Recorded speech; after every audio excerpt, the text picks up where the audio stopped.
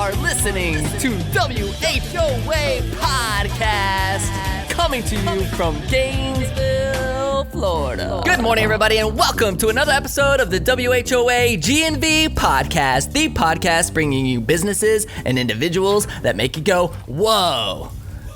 Dude, I'm pumped for this episode. Me too. Not because I love social media so much, but it's because I specifically love social media so much. But today on the show, guys, we have Kristin Coffey Pressley, the founder of For the Love of Coffee, a fashion and lifestyle blog based right here in Northeast Florida. Well, in Northeast Florida. This is Central Florida. We're close enough. You're out in Keystone Heights? Yes. Is that right? Yes. Cool.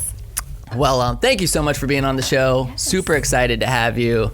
I absolutely love everything about Instagram and things that are happening in the influencer world. And it's interesting, because a lot of people always reach out to me and they say, hey, Colin, how can I be on the show? I want to be on the show, which is awesome. I'm glad that we've had so many people, reaching out to us. And so I've really laid out a few different ways, right? One, we have the application online, which is a great way. You can go to whoagnv.com, fill it out, go to nominate a guest, fill out the form. It gives you all the information, which is a great way to get on the show. Of course, we're always trying to keep a solid mix of individuals and content, the things that we're discussing. And so always just trying to keep it really, really mixed up, right?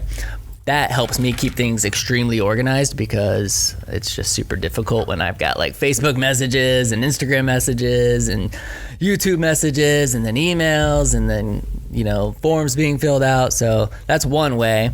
The other way is, of course, through one of the guests that have already been here. We've always said, hey, we're always talking to the guests that have already been here saying, hey, who would be a great person that to put on the show?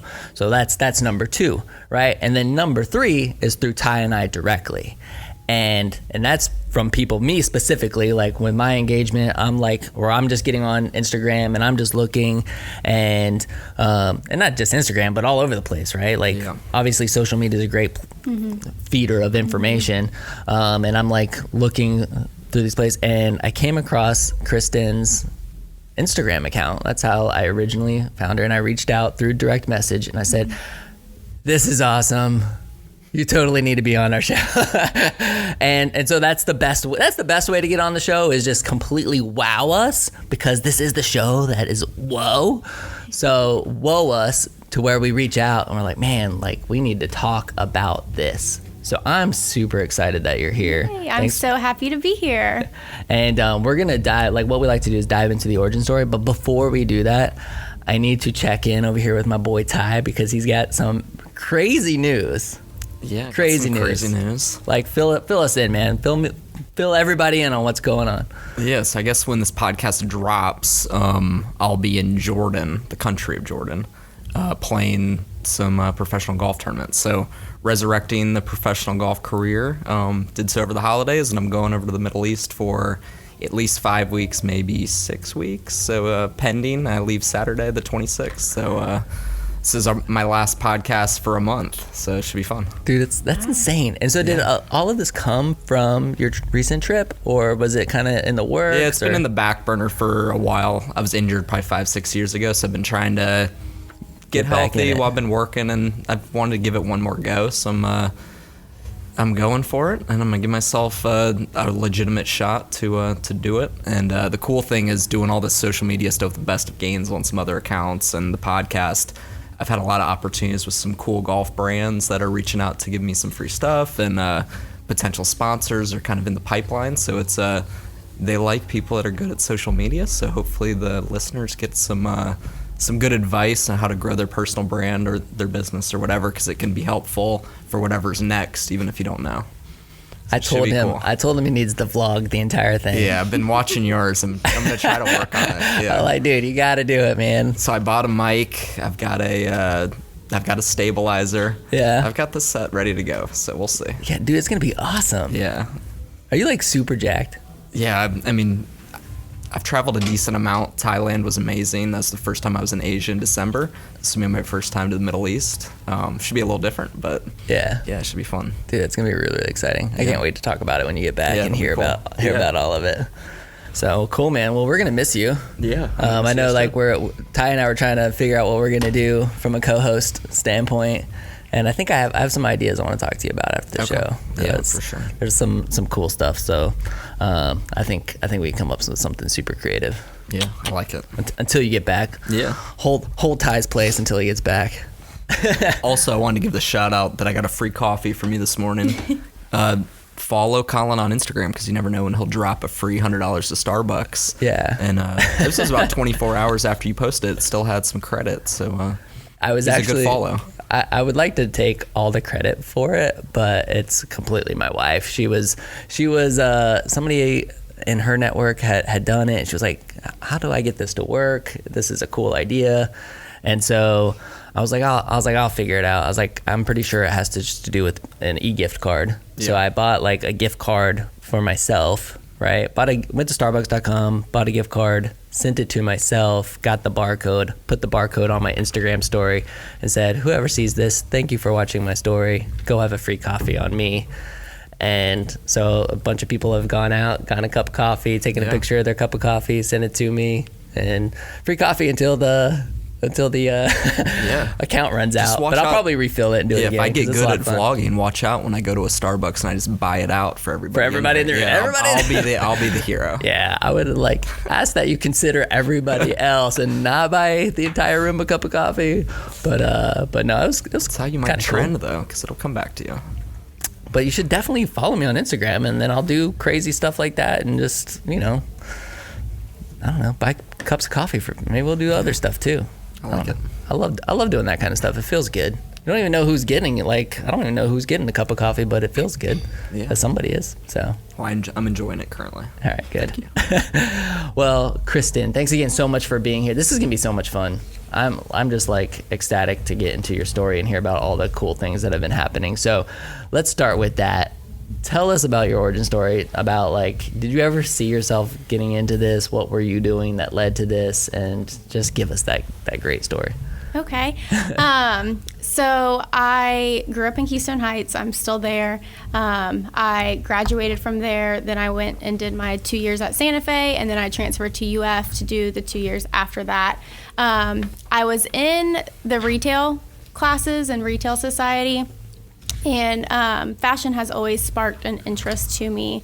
So I was like, you know what, I'm going to start a blog. And it wasn't something that I thought about. I just literally woke up one morning and applied to get a WordPress account and started a blog. And it wasn't until, I would do like maybe 1 or 2 blog posts a week for about a year and a half. It was nothing special. I followed a few bloggers on Instagram. I only had like 1,000 followers on Instagram. It was nothing special. Well, I went and graduated UF December 2016, and I was like, am I going to keep doing this or am I not going to do this? Because honestly, to have a blog and keep up with the fashion, it's a lot of money keeping up with the trends and everything. So I was like, I'm going to push through. I'm going to do it, because by then I felt like I was going to have FOMO and fear of missing out, for those of you that don't know, in case I stopped, because I had already made friends with bloggers and everything. So I kept going, again, from December 2016 to probably roughly June, July of 2018. So that's about a year and a half. I still only blogged 1 or 2 times a week. I was very consistent on Instagram though, and that's how I grew my following. But my blog side of it, I didn't pay much attention to, and I always had a full-time job aside from my blog, so I never gave it that 100%. I'd always give it, 25, 50%. It was always on the back burner. Well, here comes June 2018, July 2018, and I was like, what am I going to do with this? It's been way too long. I've been doing this for almost 3 years in August, and I still have no idea what I'm doing with it. And I'm still, spending so much money trying to keep this blog afloat. So I decided to put in my all Thankfully, I was at a job that was very flexible, so I put in everything I had, and it wasn't until about 6 months ago, August 2018, that I got invited to New York Fashion Week, and I was like, oh my gosh, I'm actually, having my name out there, people know me, and I was so excited that I got invited to a couple shows and parties at New York Fashion Week in September, and I ended up putting 100% of my effort into it, and then in November I was like, you know what, I'm going to quit my job, I'm going to do this full time, and the last 2 months have been the best months ever. I work for myself. I strictly do 150% of my time goes into my blog. I probably work way too many hours than I used to. 40 hours a week now. I probably work 60 to 80, but it's been the best couple months ever. So so when you were like, I'm going to start a blog, did you know what you were going to start it on, or you're just like, let me think about it, or you just had this, passion for fashion and stuff? So, that's good. Passion for fashion. Yeah. So I always had passion for fashion. So ever since high school, everyone would be like, oh my God, where'd you get that? And I'd always find, affordable pieces, which is, kind of like my platform, finding affordable fashion that everyone looks good and feels confident in. And then also on my platform, I try to really radiate positivity. Ever since the beginning, my first blog post was about positive, how to wake up and be a positive person that day. So I'm very rarely a negative Nancy. It comes every once in a while, but I'm always try to have positivity, and you never know who needs that and needs to see that for that day. So when the Fashion Week, you said it was New York, what did you say it was? New York Fashion Week, yes. New York Fashion Week reached out to you. How did they find you? Instagram. The blog. They were searching. So as New York Fashion Week, here they are, they're thinking, okay, we invite Kristin, she comes, she's gonna share it all. It's exposure. Why did they reach out to you? So New York Fashion Week, there's multiple brands, and some of the brands reached out to me to attend their party, to attend their shows, like that. It's not like New York Fashion Week as a whole. Okay. So what were you thinking when this happened? I'm just trying to think. Okay, hey, somebody reaches out to me. Come to our parties. Come to Well, I was trying to figure out how to make it work, but it was in 3 weeks. They literally give you 2 or 3 week time period. It was probably because people weren't able to go, so they invited me. No. But I was trying to make it work. Some of my friends were already going because they had already made the leap to blog full time, and they had the flexibility to do that, but I didn't yet. So just trying to get a hotel room, flight, all in 3 weeks, and trying to get off from work, it was just too much. So I was like, I'm gonna actually plan it for next year because I already know that I'm gonna be going, and just have all my ducks in a row and be prepared this time. And trying to shop for New York Fashion Week in 3 weeks would be crazy. So when did remind me again when you started the blog? August 2015. Okay, so it's only been 3.5 years. Mm-hmm. I'm so glad I can still count in my head. I was having trouble. That's really not that long. 3.5 years, and you have, how many Instagram followers do you have right now? I just hit 86,000. Okay, and does that number really reflect what's showing in the vlog? In the blog, or is the blog more So the blog is less because, like I said, for that 2.5 years, I didn't really focus on my blog. I focused on growing my Instagram. I was very consistent in my Instagram, and I always had my blog link in my Instagram, my bio, but I didn't do much on there. There wasn't a lot of activity. So once I started November 2018 working full time, that number has changed dramatically. So can you give us an idea of so in 2015, do you have any idea how many followers you had?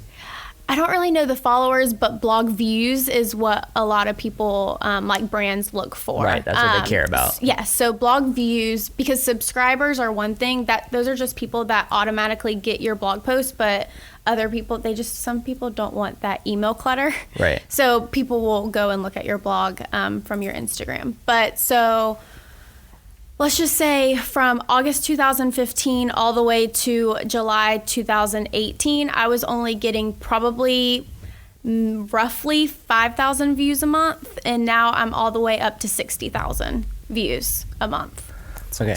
So are you actively searching like for the brand? So give us an example of a brand, like they're like a clothing brand, like what, just tell us a little bit about that. Like just how I get to work with them? Correct. Okay. So I don't reach out to many people at all. I get so many emails a day asking to work with these brands, and I just filter through, like, is this on brand? Are my followers going to like this? Is it affordable? And that's kind of like how I filter through my email. And then once I say yes to a brand, we'll go over rates and how much it is to be for an Instagram post or for a blog post or any of that. And then if they like everything, we'll send the contract, get this contract signed, and then there we go. And then we set a date that needs to be posted. All right, so you're making this sounds so easy, but I really want to like dive in a little bit because I want to provide a lot of value to somebody who's going to listen to this and be like, oh man, listen, like I want to be the next Kristin Coffey. Does that even cross your mind that there are people who want to be doing? There's so many people that want to do what you're doing. Yes, I get roughly 150 DMs a day asking, like, how do I get where you are? And you know, there's so many. You become a mini celebrity. I know you don't like to frame it up in your head that way, but that's what influencers are. Like they're the celebrities of 2019. And so how many, you might have already said this, how many people are following you on Instagram right now? 86,000. 86,000. So, and the one thing that I've learned from observing a lot of this and working on social media with even some of our clients is that what starts to happen is it starts to get pretty exponential. It's harder to go from 0 to 1,000 than it is to go from 10,000 to 20,000. Yes. Once I hit like 75, 60,000, it really just started growing. Yes. Yep. And why is that in particular? Is it because of the explore option and the hashtags, and like, are you spending a lot of time? I mean, and I know you're like super educated in this too, so I really want to kind of hear this from both of you guys. Like, what leads to that exponential growth? Because you've gone through the same thing. Because I mean, even when we started this podcast in May, like you were at 24,000, and now Best of Gainesville's at 35, 36,000, almost 38 now. Okay, 38,000. So I mean, even in that year's time, it's been pretty significant. Not even a year, half a year. So what specifically leads to that exponential growth? I think ours, Best of Gainesville's, probably a little bit different than Kristin's just because it's more localized. Our reach isn't nearly as big in some ways, but in some ways we know exactly who we're targeting to. So I think it's become a little bit of a thing with like freshmen coming in. Either they already follow us as they've been applying, maybe they've entered a contest if they're in high school here. We've had high schoolers enter. So I would say that most freshmen that are even on Instagram in some capacity at least know what Best of Gainesville is. If not, they follow it. So I just think that continuous turnover has been good.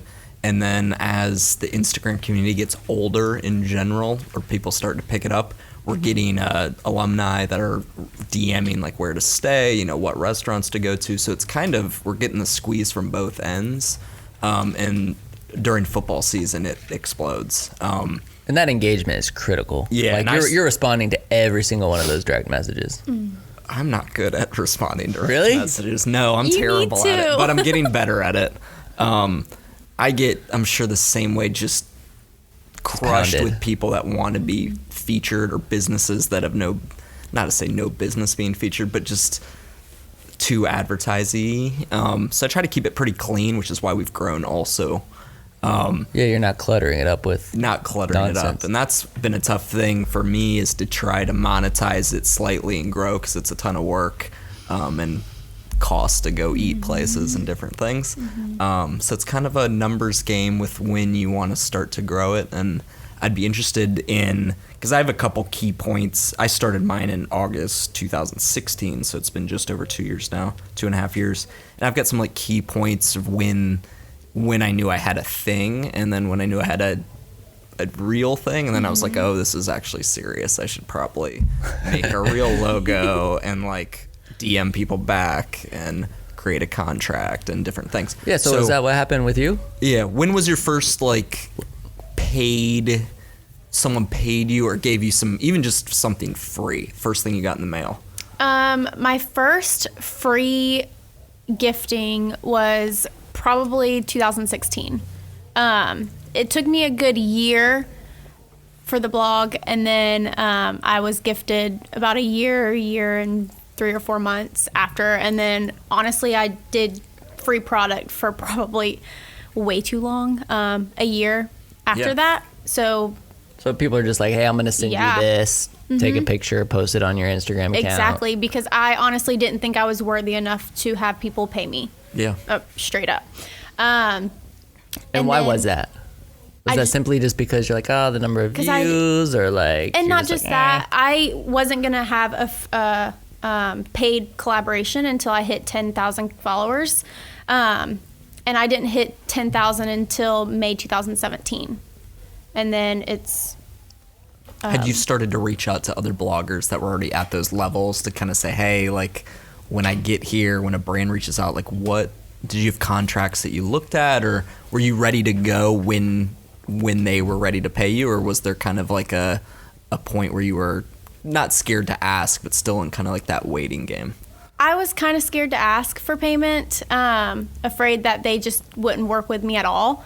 And then for the bloggers thing, I feel like I started my blog where a lot of the things in blogging were still hush-hush. Now people are so transparent about everything. But I feel like if I would have reached out to somebody, they would have not told me, or, very vague about stuff. Yeah. So. I feel like the community is good if you have a few like mentors or like good circles, but it's still very vague. And I feel like for the people learning or wanting to aspire to be someone like you, there's like different agencies, there's different things you can sign up for. There's third-party marketing companies. You can kind of bury yourself. So I'd like you to kind of, because I'm sure you've been hit up by companies like that. If you were someone in your community that was like a 5,000 to 7,000, they've seen a nice uptick, they're starting to get some free product, what would you advise them to do to keep growing forward? Would you, because you don't have an agency or go through it, you do it all yourself, which I think is good. So yeah, I do everything myself. Honestly, people with 5,000 to 10,000 followers right now are getting paid for product. For sure. They know how to pitch themselves. They know how to get what they ask for. And if they have quality content, then that company will pay. And then what's funny is the people with like 0 to 10, 12,000 followers have a really great engagement, because those people are wanting to follow them. But people, when you get higher up like me and then over 100,000, your engagement seems to decrease a little bit, which is crazy to say, but it does. You can see people, with 0 to 12,000 that are getting 800 to 1,200 likes. And their engagement's very, very good. Their reach is good. Their impressions are good. And then you get people with over 100,000, and their reach will be about the same. Yeah. Okay, there's going to be a handful of people who don't understand what engagement means. True. So why don't you explain that a little bit? So engagement is likes on your photo, comments on your photo, how many people see your photo. So if you're looking at one of my photos, I have 86,000 followers. I might get 2,500 likes, but the people that saw my photo is around approximately 40 to 50,000 people. So you can actually see how many people look at your Instagram post. And a lot of companies want those statistics. Right. Because that's what matters to them, right? Yes. If I'm a nail polish or something and I reach out to you and say, hey, we would like to work with you, they're asking for these insights, right? They want to see who's engaging with your content, who the demographic is. Yes. And you provide that through the insights on Instagram because your account is a business account, correct? Yep. And for the people, all of our people out there, like what's considered great engagement? Do you guys even know in terms of ratios? I know anything over 1% is pretty good. Yeah. So mine's about a 1.7. Okay. Yeah. I would have to check what mine's at right now. Yeah. And are sure you it's guys like with hers, diving too. into those insights a lot? Like how like as businesses and brands, like how much do you care about them? Yeah, I mean, I would say I don't particularly care that much. I know, if we do a giveaway for a business or whatever, anytime you're having to tag different people and stuff, we do a lot better with our posts. Just because a picture of, just like a nice looking photo of the swamp, it's not going to get 100 comments. Right. So some of it's like aesthetically pleasing, and then you kind of hit them with the stuff you want the true engagement on. So I would say for different industries and different types of people, the engagement's the variance is high. When did Instagram stories come out? That wasn't always at the beginning, right? Yeah, When you maybe Like a started year and that? a half. Yeah, a year and a half ago. I mean, how much of an impact did that have? Because you're really good at it. Oh my goodness. I mean, how many? Because how many Instagram stories clips do you make in a day? I mean, it's a lot, right? It just depends on what I'm doing that day. Like Sundays are the best engagement days. People are shopping on Sundays, online shopping. So I always try to do like post sales and stuff on Sundays. So I know people are shopping. And with the Instagram stories, they have the swipe up. So people can just swipe up and shop my link, and then I get commission for it. And it's way easier to build relationships with a fan base, if you will, through Instagram stories because you're recording video of yourself and So you're relatable. talking and you're asking questions.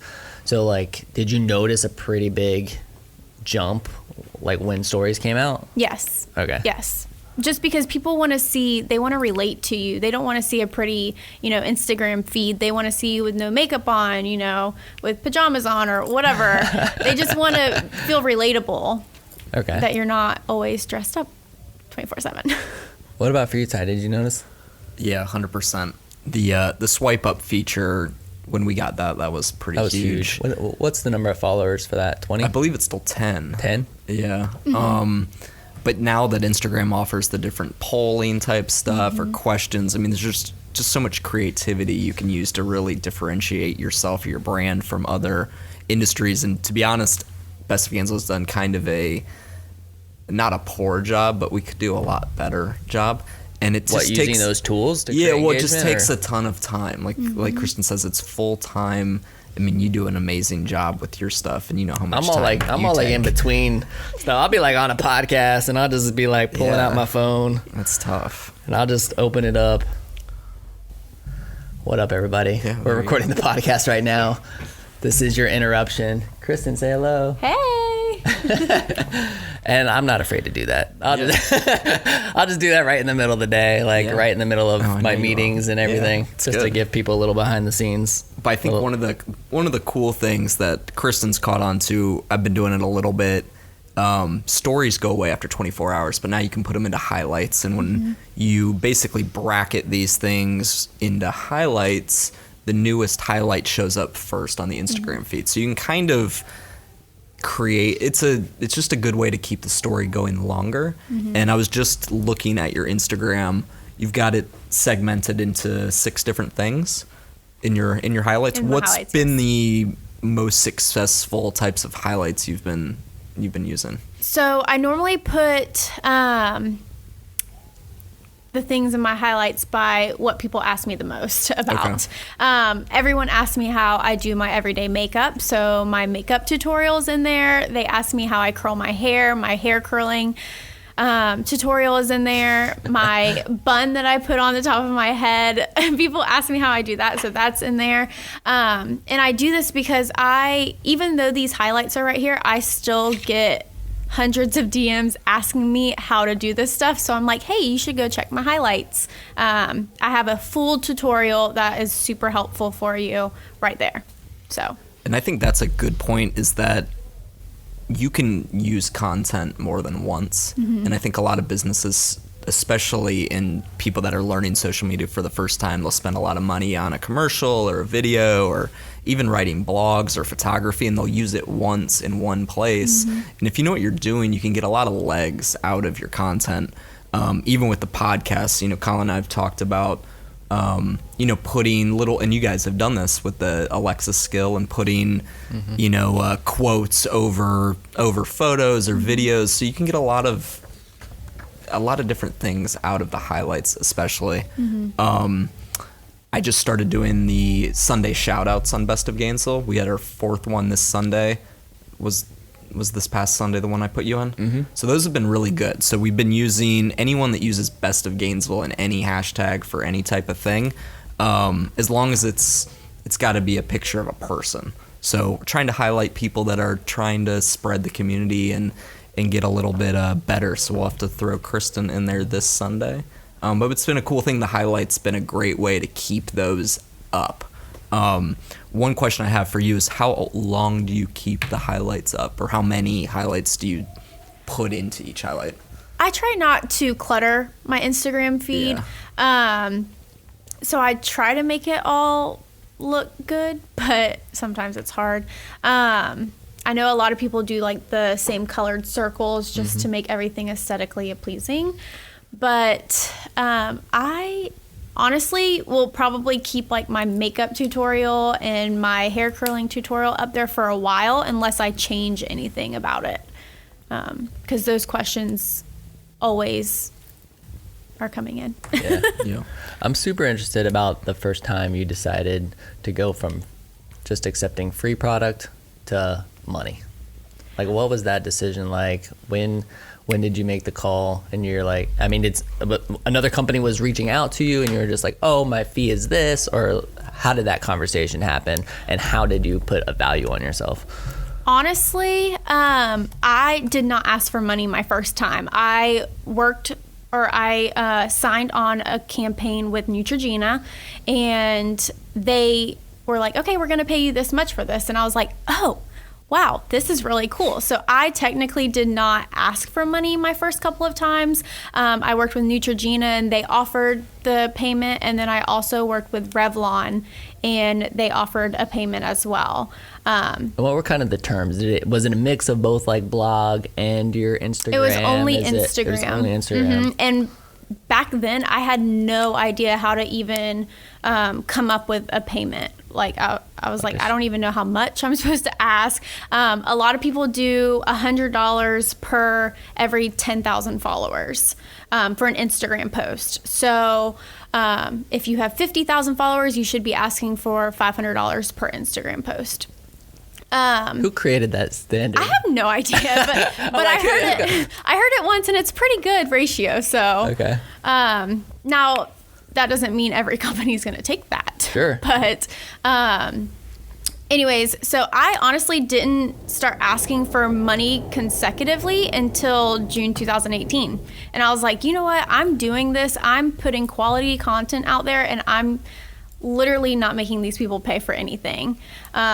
So ever since July 2018, I have had every single collaboration that I've had is paid. So that's awesome. Mm-hmm.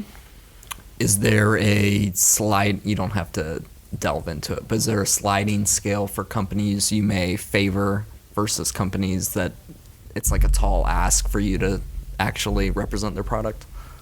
What do you? Like if Louis Vuitton wanted to give you something and they're like, hey, Kristin, it's free. Ask for payment. Yeah. So, and then there's like McDonald's wants you to do something. Where's the break-even point? Because I deal with that also. So if I'm already buying your product and it's not affordable, it's a lot of money, then yes, I'll just take the product. Okay. I actually worked with a reseller, kind of like Sandy's here, but this one was down south. And they offered a free Louis Vuitton in exchange for a blog post and Instagram stuff. So that worked out. I didn't ask for payment for that, obviously, but. Have you turned any brands away? Yes, lots. I get tons of emails a day, and like I said, I filter through them, and if they're not on brand, if they're not, a boutique that I would promote by myself, then I'm not going to work with them. That's what I've realized from the influencers that do it right, is that they're not willing to take cash to make a post if it doesn't really resonate with it, like in terms of represent their brand and their, the way they put it. Because it's like, hey, I'm not gonna, kind of like with the podcast, it's like we're not gonna have a sponsor on the podcast of, which we haven't even gotten to that point yet with this podcast, but like we've talked about it a few times. It's like, hey, we're not gonna do that unless it's somebody we would actually use. I as have a perfect business example. Owners. Okay. So I received an email about 2 weeks ago for a new pill that they have for cramps, and they were offering $2,000.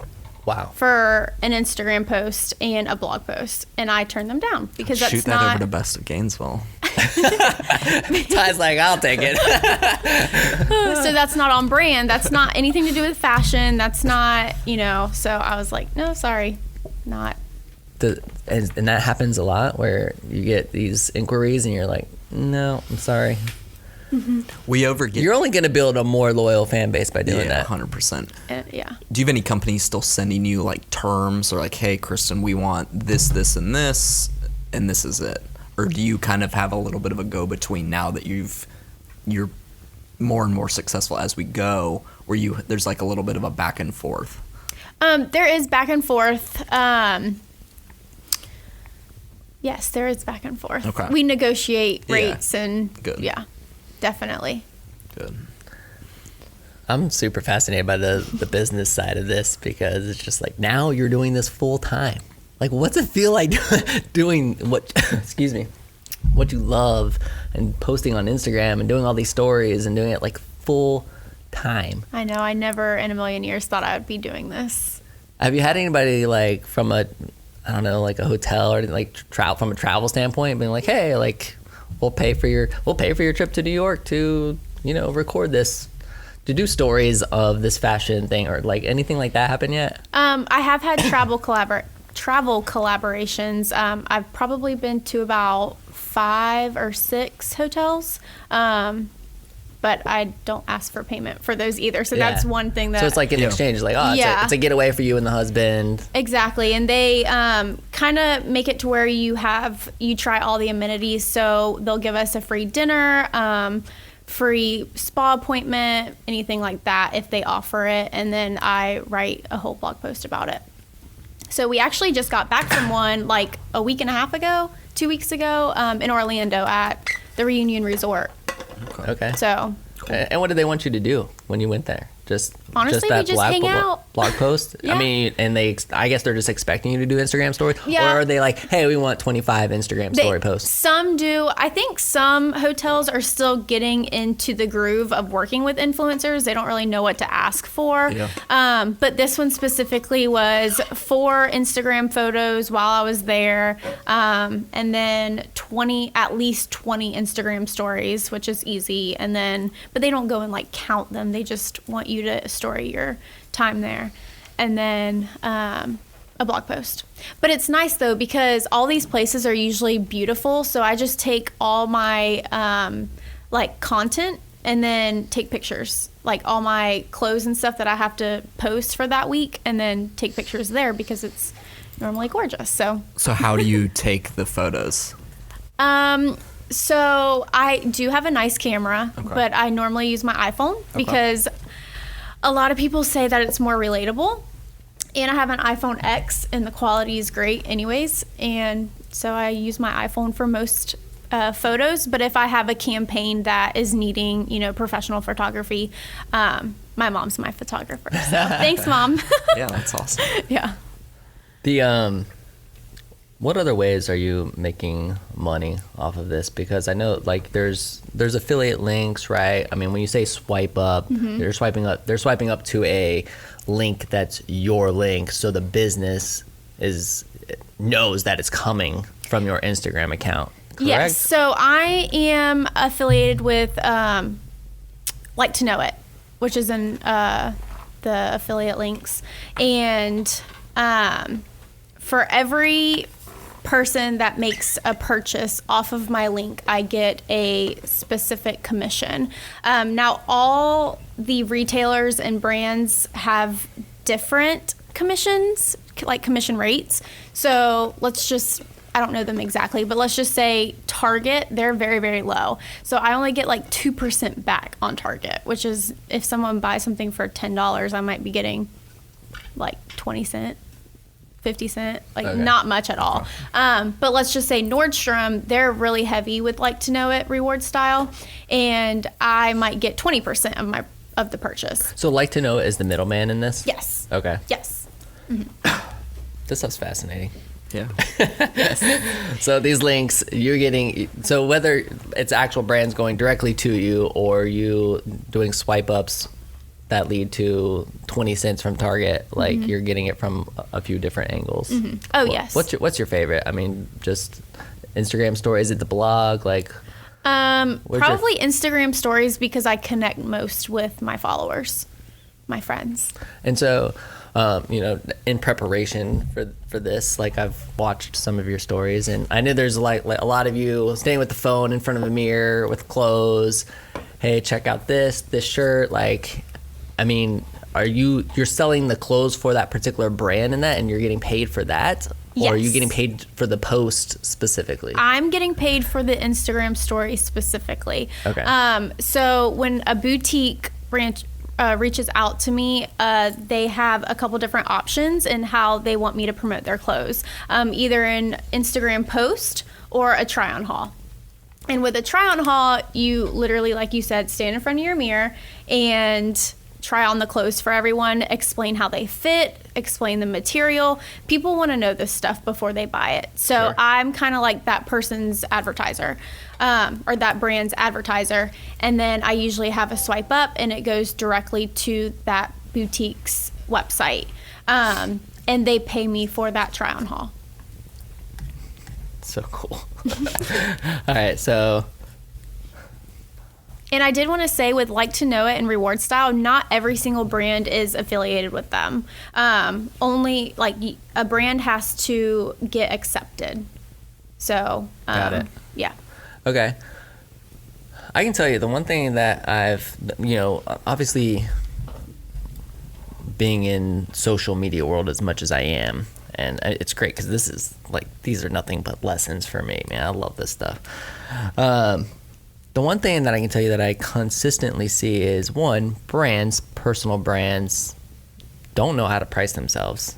They it's like, $100 for every 10,000 followers. Yeah. Like they literally have no idea. And businesses have no idea how to get in touch with these people and make these connections. And it's really, there's so much opportunity here. There's so much opportunity in influencer marketing, even from a local standpoint. Local businesses here in Gainesville, major brand, whatever. Like, there's so much opportunity. Yeah. Because really, if I have, women's clothes to sell, which I don't, but if I did, sending you a direct message and having a direct conversation with you over, hey, can you help me sell these clothes? Is this a style? Like, is this something that you would be interested in? Mm-hmm. And you saying, yes, my rate is this, and you determining what that rate is, going back and forth with a little bit of negotiation. Like, we can come up to an agreement that's going to help me sell some clothes. Mm-hmm. And that's just awesome. Yeah. Like in 2019, like that's an opportunity that more businesses need to see or seize. What would you say, like, how should a business, what should the first steps be? If let's just say, okay, like, I mean, heck, with New Scooters for Less, I'm a scooter business. You've got some clothes right up there. Right. But like, I mean, even from a scooter standpoint, yeah. Like I want to sell scooters. Yeah. Like, what should be like the thought process, the steps in terms of seeking out an influencer and building that relationship and actually taking the first steps towards doing a campaign? That's a lot. So you are based in Gainesville, so UF is your primary school.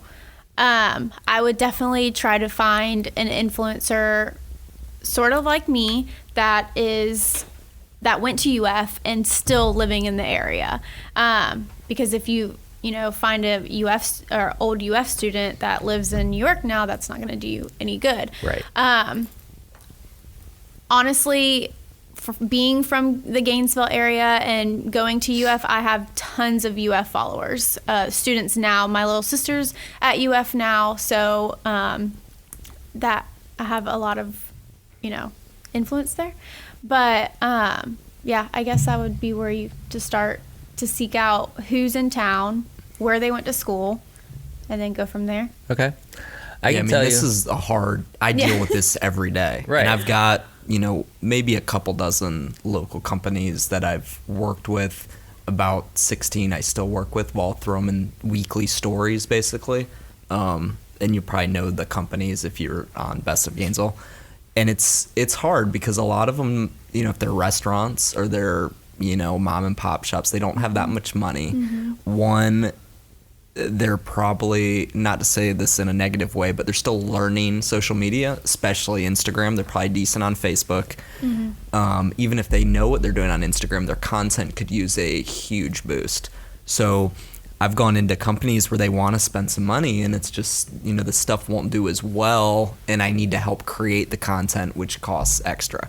So there's a huge opportunity, especially for Best of Gainesville, but for everyone to figure out that perfect kind of melding pot to help the companies with some content, to get them some promotion, mm-hmm. At a fair price, because it's tough. And the stories are the best way to do it because they don't I'm sure you've done posts that you've deleted.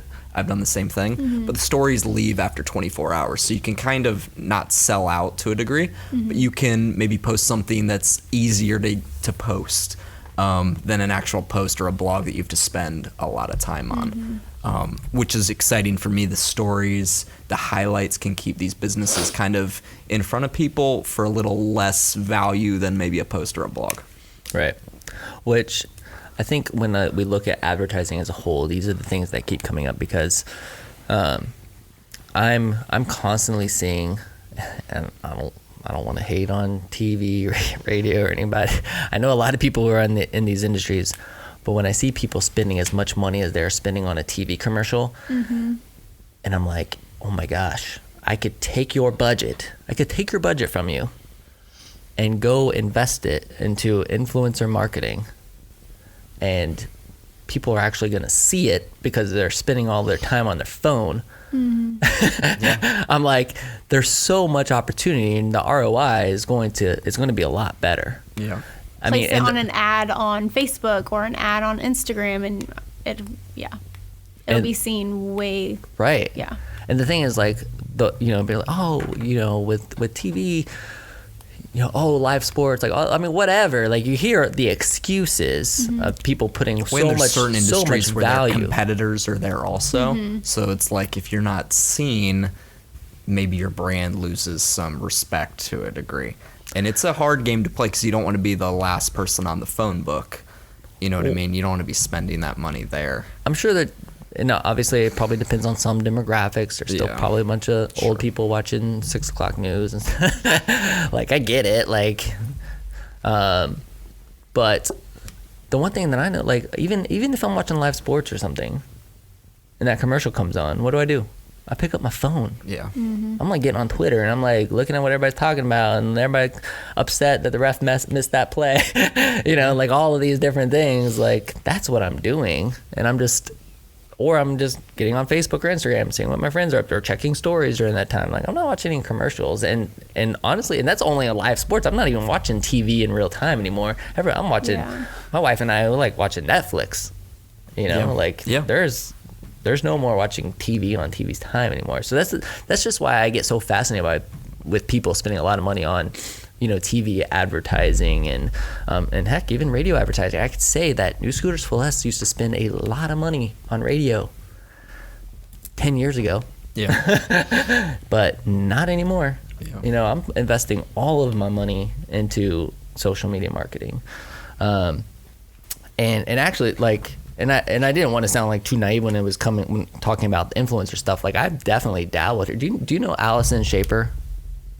Yes. She was okay. Like, she went to the University of Florida, and she has the one that works for Disney. She works for Disney now, but at the time, like when we had her, like, year and a half ago, maybe 2 years. 2 years ago, maybe. But she had on YouTube. She had like 20,000 subscribers on YouTube, and had like maybe it's 30,000 on YouTube and like 20,000 on Instagram. And I liked her brand. Like, I saw her Instagram account and thought it was really well done. She definitely had branded herself and had a specific look and style to everything that she was doing. And she was known for like this cute bicycle that she used to ride around and stuff, like, and I didn't want to like do anything that would go against her brand, right? Mm-hmm. So I said, hey, it's like, I know you ride the bicycle and that kind of thing, but I said, I don't know if you had ever like thought about giving a scooter a try. If you're interested in maybe doing a vlog or talking about how scooters have become part of Gainesville's culture, like, that would be really cool. This is something that you're interested in, like, let me know. And she was like, oh yeah, absolutely. I like, my friends have scooters, and obviously at the University of Florida there's scooters everywhere. And we got into this just conversation about, okay, well, like, maybe we can do something together. And she did a vlog. It really was just and what didn't take away from anything that she had done before. It was just a day in the life at the University of Florida. She had done several of them, like blogging about her college experience. And in this particular vlog, she like came over to the dealership, went for a spin on a scooter, rode it through campus, and just talked about like how scooters have become part of Gainesville's culture and the University of Florida culture. And she did a post a couple Instagram stories and that kind of thing. And I look at how much we paid her, and I won't say it because I don't want to. Oh, would she be upset about that? I mean, that was a long time ago. I'm going to tell you. Hey, I mean, like, there was nothing that said I couldn't talk about it, but like, we paid her $475. No, like, when I look at the way we were investing money at this time, like, that's not crazy. Yeah. And I look at the fact that now, like, I just looked it up as you guys were talking. She has 31.3 thousand Instagram followers. Our scooter post is still there. Okay. So I know, like, brands could take down the post. She hasn't. She has almost 73,000 subscribers on YouTube. So that's grown a lot. Yeah, that's good. And the vlog is still there. So I'm thinking, here I am, a University of Florida student or incoming freshman. Mm-hmm. Just found out that I got into the University of Florida. I'm gonna be coming here next fall. I go to Google and I type life a day at UF or a day in the life at UF or something related to those terms, and I find this vlog, and then here is this influencer, talking about scooter culture and that kind of thing. And I mean, the residual value that we're gonna get from that $475 spent a couple years ago is ongoing. Mm-hmm. It's ongoing. And so I just think there's a lot of opportunity for brands. I mean, we want to do more of it for sure. And you've worked with some ex-UF athletes. Yeah. I mean, in fact, so Eddie Pinheiro, when he like declared that he was going to the NFL, the day of, I reached out to him. So. I'm like, hey, buddy, would you consider doing like an influencer campaign with us? Yeah. Because, like, as athletes, like, they're so restricted. They can't do any of that kind of stuff. Yeah. So it's like, oh man, but like, I look at it, I'm like, all right, I'm going to continue to build these relationships. We sell a lot of scooters to a lot of football players and other athletes. And I'm like, hey, well, like, when they're not in school anymore, then maybe we can do something with them. And that's exactly what happened. I mean, we were the first company to ever do an influencer campaign with Eddie Pinheiro.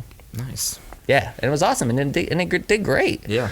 And we actually had video from, because we always are doing our vlog here at the shop, and we had video from the celebration and that kind of thing from when he bought it. So we had content from when he actually got the scooter earlier, which we never used, never posted or anything, because we didn't even want him to get, we didn't even want the possibility. We didn't even want the possibility. So we were like, man, even though it'd be cool when we do that for everybody, if we're vlogging that day and the celebration gets captured, like it gets captured, but still we were like, like we're not going to call attention to who he is because we don't want him to get in trouble or anything. So, but it's just interesting to see how like it's evolved, and even some of the value that we've gotten from it. And I think there's a lot of opportunity for a lot of other brands, even local ones, working with local influencers to really build up their business, and get sell stuff. I mean, that's what they want to do. Businesses want to sell stuff.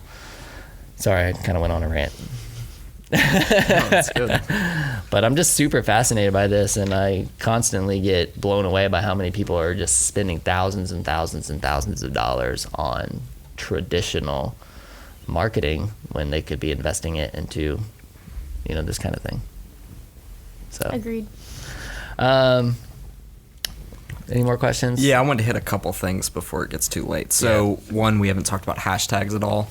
How are you currently using hashtags? And just give us your outlook on kind of using hashtags for growth. Okay. Or for explore factors. So always use hashtags that are pertaining to that photo.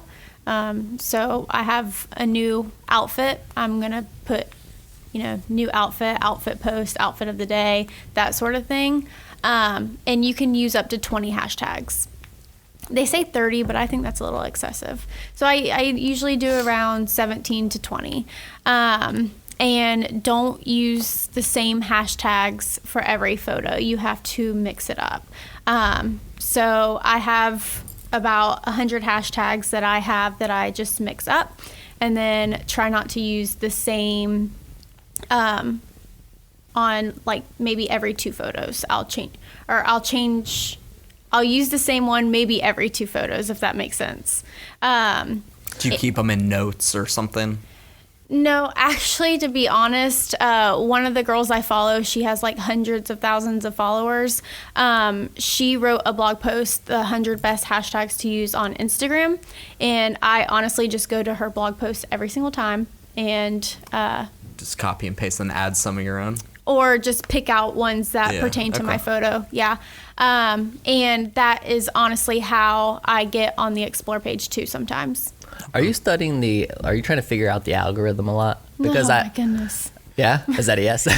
I don't think there is like figuring out the algorithm.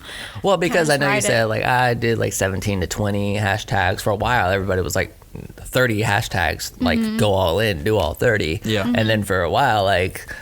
people are like, don't do any hashtags. 30. Like, they're hurting you right now. Yeah. I still use 30, but I put it in a comment, not in the actual post, so it looks a little cleaner. Mm-hmm. But, the algorithm, whatever the Reddit of the Instagram algorithm is a deep dive I don't recommend taking. And I feel like it changes every, few weeks, couple months. Yeah. So you really, once you start getting the hang of it, it's like, oh, just kidding, we changed it again. So there's really not a whole lot of point even investing a ton of time there. There's not. Just focus on building your brand, doing your thing, exactly. building your real relationships with. Exactly. I mean, I will say that, and I wanted to get Kristin before I forget. Yeah. Talk about your bio in your Instagram, and do you change it up? How many different bios have you gone through, like in the past year? Because I know I keep changing it. And your @name is Kristin N. Coffey, but your name is Kristin Coffey Pressley. So those come up simultaneously when someone searches for you. Mm-hmm. So talk about just the whole idea going along with the bio. So I actually just enrolled in a social media course. It's called Pitch It Perfect, and it's just all about pitching your brand. And I just got done with this, and they kind of explained how your bio should look. It used to, I actually literally changed it last week. So it's funny that you asked me, because I hadn't changed it for about a year and a half. Except when I got married, I put my last name. But she explained it to where it should be like a who, what, how situation, like who are you, what are you going to do for your followers, and then where can people find you, that sort of thing. So I kind of changed it to that. And then my name on Instagram, Kristin Coffey, has literally been there since I've started Instagram. So now that I have For the Love of Coffee as my brand name, I didn't want to change that coffee because that's how people know me. People find me. And then I put Kristin Pressley in there just in case, brands, I do sign all my contracts Kristin Pressley. So if they needed to find me, if they just typed in Kristin Pressley, they can find me. Cool. Yeah, I think the bio is something that new influencers or potential businesses or whatever, that's the first place where someone kind of looks at you and they're like, yeah, they're legit, or it's like, yeah, I don't know. I know when I switched Best of Gainesville's, basically the first line on the bio to Gainesville's official IG, even though it's not, it is. Because I said it is. So, when someone goes to see if they should follow it, says Best of Gainesville, Gainesville's official IG, they're going to follow it. I've played around with some different things in my golf academy and my personal, and I'm still trying to find the right mix. But it's very interesting, just the hackability of certain things, and I think that's more important than the algorithm. It's kind of finding your POV and then kind of running with it. Yep. I Sorry. was going to say, well, in terms of building out followers, a thing that I've noticed is a lot of collaborations with other influencers, right? So like sharing in terms of stories, like, hey, if you like my stuff, then go follow this person. Yes. And you're tagging them and then doing that for each other. So now you're really sharing followers and bringing each other's audiences, to each other. Well, it's like this morning, I got the coffee. Right. I shared it from my personal. I added you and Best of Gainesville, shared it to Best of Gainesville. Came in, did the Whoa GNV post from my personal, added you and Whoa, and then put Kristin in it when I reshared from Best of Gainesville. So we got like a whole melding of cross promos. And that's the greatest way, if you have a good community, keep kind of lifting each other up. Collaboration over competition. Absolutely. Absolutely. And that's the way it's viewed, is collaboration over competition. Yep. Has there been a cramp pill or whatever that has reached out to that you're like, this isn't a perfect fit for my brand, but maybe try this person? Have you done any of that yet? Not really. Okay. Because a lot of the people that I follow and a lot of my friends in the blogging community, we kind of have the same values, probably. Yeah, and same, we all are in fashion, and so Got it. Not really. Okay. But a lot of good idea. Yeah, I'm just interested. I've done that before, where I've pushed brands to some other local influencers just to say, hey, this is who I'd probably go talk to. They're way better than me at this. Because you're still kind of providing value to that brand. 100%. But especially if I've worked with them before. I'm going to give you my honest opinion and try to steer you in the right direction if I can help. Yeah. Now I have had if a follower is like, hey, do you know where I can find this? I'm like, no, but I do know who does, who can, and then I'll give them my blogger friend's name.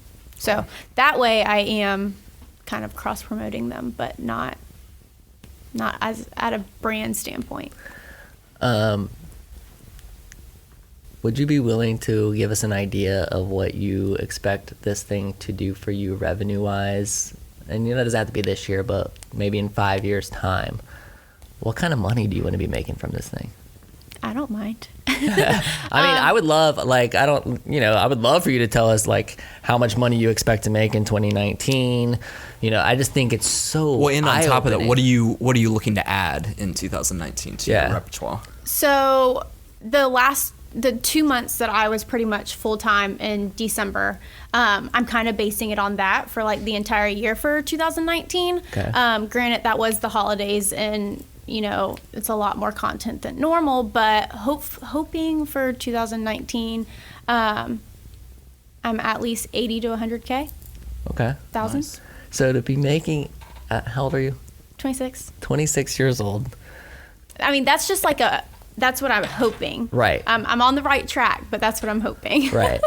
I mean, so no guarantees, but anything you're could gonna happen. get there at some Yeah. point. Like, Yeah. and you know that. Like, it's only a matter of time. I mean, do you stay awake at night even thinking about the possibilities 5 years from now? No, because I'm usually exhausted by working all day. I mean, to make 80 to 100 grand Yeah. doing this, and hopefully, this year, and then to have the possibility of that just growing again, talking about exponentially growing in terms of following and the blogs. And I know bloggers that have been doing this for quite some time, like full time, that make about 50, 60K a month. yeah. So it's there. The money is there. It's just how, you pitch yourself and everything. Now, did you have to go set this up as a business, like from an accounting standpoint? Oh, I'm working on that. Okay. I'm just curious. No, like, I'm working on that, especially for 2018 taxes. Okay, So got it. This is awesome. Yeah. I have a couple more questions. Yeah, So, because I'm kind of doing this a little bit on some other sites, but are you going to add your own line or a collaboration with any brands where it's Ooh, like that's the cool. Kristin Coffey collection or anything like that? Ooh, I like that. I've done that a few times with like smaller boutiques. Okay. But nothing like, I don't want to say serious, but nothing Yeah. in a bigger brand's, not yet. How about your own brand? No. No. Do you think you will in the next couple years? Maybe when I get a little bit older, starting my own boutique. Okay. Starting my own boutique has always been something that interests me. But right now I'm focusing 100% on the blog and where that can take me. And then maybe in 5 years or so, when I start having kids and everything, I'll do the boutique thing. Okay. And then what are some other things you like that we don't get from your Instagram or your blog? And are there any things in that realm like food or something that you're looking to create a additional IG or an additional blog for? No, I think I'm very transparent on my Instagram. I show everyone that I love my husband, that we hang out all the time, that I work from home. I show my friends all the time. So I feel like I cover all of my bases on my personal or my blog Instagram. Yeah. So it's very behind, even though you're doing the business part of it, it's still Yes. very behind the scenes, a And- look into your life. And I think that's why a lot of people relate to me, because I show all aspects of my life.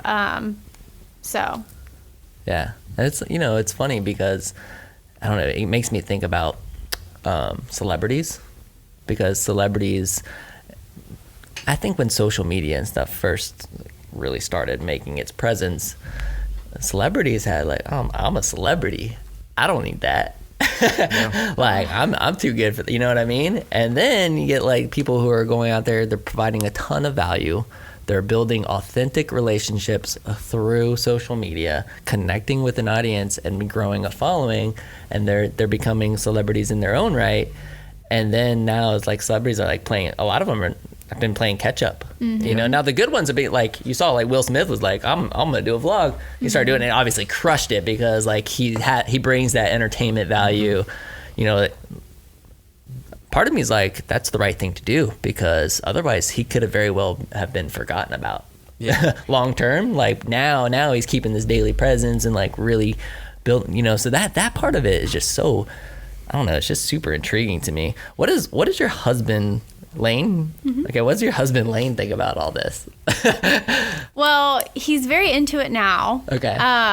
I actually just did like a marriage question and answer on my blog, because so many people were asking about us, and we've actually been together 10 years this year. So since we were 16, and a lot of people wanted, to have questions or had questions about that. So one of them was, what does Lane think about your blog? And how do you get him to be in the camera so much? And I said he used to hate being on the in the camera. He hated being in stories. He hated being in my photos. But now, He's getting used to it. yes. I mean, it's been 3.5 years. He's definitely used to it. He doesn't mind at all. Yeah, But my wife doesn't really like being in my vlog or in my stories, so I can kind of relate, but I kind of force her into it. well, he's 100%, my supporter, and he Yeah. was the one that was like, Kristin, you need to go full time. Like, I see how tired you and exhausted you are all the time. Like, if you could put in 150% of your effort into this blog, it will succeed. So, but he's an entrepreneur too, so he gets that mindset. That's awesome. Yeah. That's super cool. Yeah. I'm proud of you. I'm excited to see, like, this is going to be fun. This is definitely going to be one of those ones where we have Kristin come back in, 2 years time, 3 years time, do a little check-in, be like, okay, you were at 86,000 followers when we interviewed you, and now you're at 1 million. What's that? I'm hoping what's to the growth been like? Hey, remember when you were trying to make $80,000 that year? Like, did you accomplish it? She'll start a podcast, and we can reverse the roles. Oh, Yeah, there you go. Like, so you banked $5 million this year. Like, are you looking to invest any of that money specifically, like, into our podcast or anything? Like, no. I mean, it's going to be super exciting to watch, and I'll definitely keep up with you on Instagram and stuff. So, I've got one final thing. So you're from Keystone Heights. You live there. Just from the Best of Gainesville perspective, it's not very far. 35 minutes. I've played golf at Keystone Heights. Okay. It's a Donald Ross golf course, if people know who that is. He also designed Pinehurst. He's super famous. The Keystone Heights golf course is okay. But what are the best things to do in Keystone? What's the best restaurant, and what's like the one thing that Keystone's known for? Drive to Gainesville or Jacksonville. I was trying to help it out. So So we usually Friday nights we go to McHenry's. Have you been to McHenry's? No. Okay, McHenry's Irish pub. It's just like bar food, but it's good. Yeah, that's all I got for you. I've never been to McHenry's. I didn't even know McHenry's was a place, so now I do. Yeah. There you go. Oh, if you want really, really good pizza, Brooklyn Boys. Okay. They're really good. Okay. Boom, baby. Boom. I knew there was some hidden gems out there. Go ahead and tell us your Instagram handle is Kristin in Coffey. It's Kristin, another N, Coffey. Okay, and for the blog, what's for the loveofcoffee.com. Okay. And make sure you spell coffee EY. Yeah, Coffey. Mm-hmm. Beautiful. Awesome. Well, thanks again so much for being here. It was a lot of fun. I cannot wait to see what the future holds for you. And Ty, my man, I'm gonna miss you, dude. Yeah, I'm gonna miss you too. Have a safe flight, trip. Yeah. Vlog, everything. Yeah, I'm gonna try. Record it, share it on your stories. Your stories are gonna be epic. Yeah, that should be pretty good. Can't wait to watch it, and we'll figure out something for some fill-ins and stuff while you're away, and then I cannot wait to hear about it when you get back, man. So that's it from us today, guys. Gainesville World, thank you so much for listening. And this is the WHOA GNV podcast, the podcast bringing you businesses and individuals that make you go, whoa. We'll see you later.